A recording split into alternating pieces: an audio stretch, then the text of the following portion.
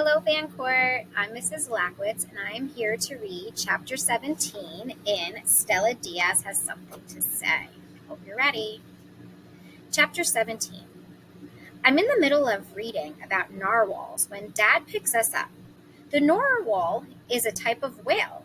People think it has a giant tusk, but it's actually a tooth.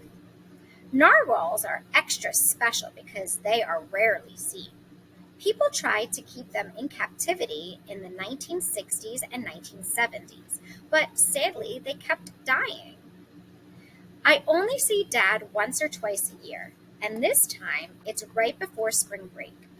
He's in Chicago for a week with my Tio Carlos. Apparently, they are going to some sort of convention for my Tio's clothing store. When Dad arrives at our house, he is in a new car that I've never seen before. Dad always likes to drive instead of flying, so he must have gotten it back in Colorado. The new car is a sports car. You know, the one that looks like they go really fast. I'm used to this, though. Every time I see him, it's a new car. As we put on our seatbelts, he says that he's taking Nick and me bowling. Cool, says Nick. I don't say anything. I've never been bowling before. I'm excited, but I don't know what to expect. As soon as we get to the bowling alley, Dad says to us, "You guys paying?" He laughs. I look over to Nick. He's not laughing. I know why, too. Since Dad never sends us money, we never know when he will actually pay for things. Mom knows this, so she always gives us extra money when we see him, just in case he makes us pay. Nick, it's just a joke. Nick is still not laughing. Dad just shrugs. He goes over to the register. 1 adult and 2 kids. Dad opens his wallet. I see a picture of Nick when he was little. Then I see a picture of a baby. "Who's that?" I ask, pointing to the picture. "You," he says. I'm a little surprised. "Really?" "See, it's you, from your first passport picture before you moved to the United States.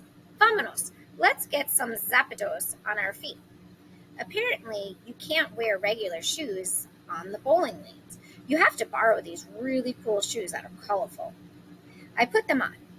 "I think I might like bowling," I say to Nick. I kick my heels together like Dorothy in The Wizard of Oz. "Let's go, Twinkle Toes," Nick says. We walk over to the lanes, and Dad enters our names into the computer. Then he hands me a few different balls to find one that I can bowl with. I find a bright orange one that I can actually carry. "Señoritas primero," says Dad. I like it when Dad says girls go first. Nick blows a raspberry. I'm all smiles until I walk toward the lane. The floor is slippery, and I get all nervous trying to lift the ball. It feels too heavy. "What do I do, Dad?" I ask. "It's not rocket science. Just roll the ball," says Nick. I turn the roja, this time because I'm angry. Just because I'm new to something doesn't mean I'm stupid. I wish that I were a narwhal right now so I could poke Nick with my giant tooth. Instead, I stick my tongue out at Nick. Then I roll the ball. It goes nowhere near the white pins. In fact, my first 2 balls go right into the gutter. Nick goes next. He is much better than me and knocks a few pins over. Dad is really good. He knocks over all the pins. I don't know much about bowling, but he kicks out his leg like the professionals. "Dad, how come you are so good?" I ask. "Well, I used to go bowling a bunch when I was a teenager." He reties his shoes and looks at me. I wasn't very close to my parents. They were more concerned with their parties than with your Tio or me. Once I no longer had a nanny, I spent all my time with my friends bowling or playing pool. I feel sad for a second. I never thought about Dad as a kid. It sounds kind of lonely.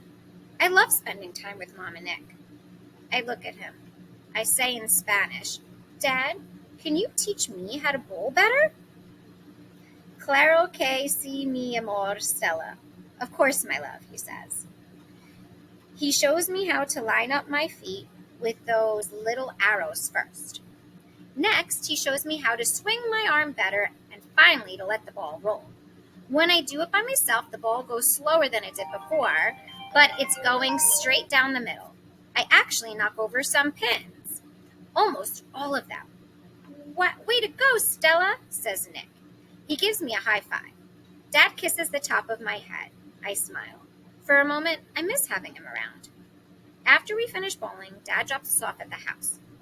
"Before you go," he says, grabbing a box from the back seat, "here are new coats for the two of you." I see the tags. They are from my tio's store. Dad gives Nick and me each a coat. I try my on. It's too big. It's also pink with fur. I like pink, but a whole pink coat is too girly for me. Still, I say gracias. I look over at Nick and I giggle. His coat is way too small. It's so tight around his shoulders, he can't even put down his arms. "Oh, I guess you grew more than I realized. You're going to be as tall as your uncle." Nick shrugs. Nick just shrugs and hands him back the coat. "I'll mail you a new one," Dad says. Nick looks at me. We both know that is never going to happen. I give Dad a hug goodbye. I feel a little sad again. My dad is not all terrible. He just doesn't know better. It's like the people who used to hunt narwhals. People used to think that narwhals were related to unicorns. They didn't know they were regular sea mammals and weren't magical. I think part of Dad just doesn't realize he's not doing a good job at being a father. Then again, I don't think he knows how. It doesn't sound like he had really great parents. Nick and I are lucky, because at least we have Mom. Nick puts his arm around me as we go back inside our house. As we open the door, I smell something wonderful. Mom is in the kitchen making albodingas again. I run into the kitchen and hug her tightly around the waist. "Wow, Stella, you surprised me." I look up at her. "I love you, Mommy." "I love you more," she says as she hugs me back. I hope you enjoyed Chapter 17.